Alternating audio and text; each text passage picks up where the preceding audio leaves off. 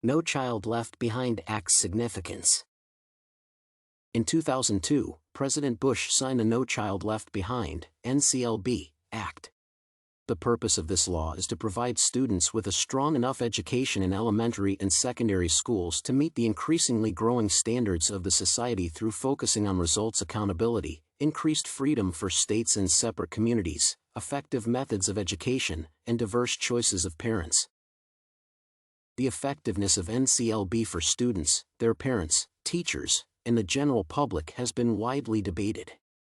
The Congress of the United States has already started considering some major revisions to the Act, and in 2007, new legislation was introduced to decrease the control and power of the Act over states. This essay aims to explore the significance of this Act in the context of the contemporary domestic and international situation.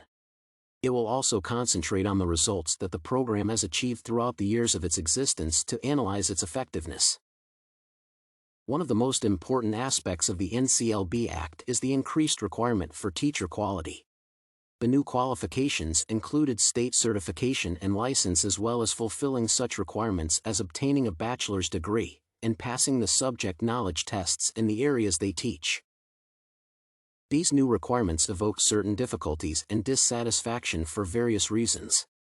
These difficulties were especially particular for those who teach special needs children or those who teach in small communities, as they often have to perform the duties of several teachers and specialize in various subjects. NCLB also changed the student testing, increasing the number of tests annually held and adding a new science test for all grades to adequately measure student competency and progress, as well as to stress such subjects as reading, writing, math, and science throughout all school years. It also required all the schools to conduct scientific research with the usage of control and focus groups, and methodology research to come up with various ways of teaching and contribute towards professional development. As far as the parents are concerned, the law allows them to choose schools for their children at the beginning of the school year.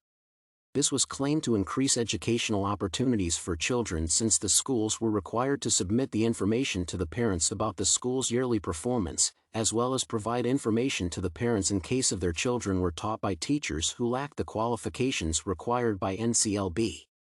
In addition to that, the schools that failed to fulfill the requirements of NCLB for several years in a row had to provide students with a chance to transfer to other schools, attend supplementary programs, or receive free tutoring. Through various tools, NCLB was also aimed to concentrate on the student groups that commonly suffered the lack of attention on the part of the educational system, such as national minority students, disabled students, or students from families with low income.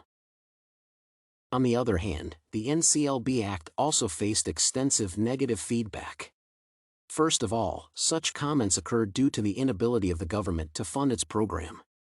Although the funding of education increased, it was not sufficient for fulfill all the aspects of the Act. This resulted in higher levels of punishment for schools for not fulfilling the requirements of the law, even though the schools were not provided with adequate resources to fully implement the Act requirements. To escape penalties and punishment, some schools attempted to manipulate the performance data and test results. This was done by eliminating vulnerable groups, minorities, disabled, etc., so that the school was not classified as underperforming. Additionally, some schools lowered their standards to fulfill the law requirements. This led to an increased misconception that children are doing better in schools, though, in reality, the tests were just different. Moreover, the standardized testing employed for NCLB also faced critical feedback.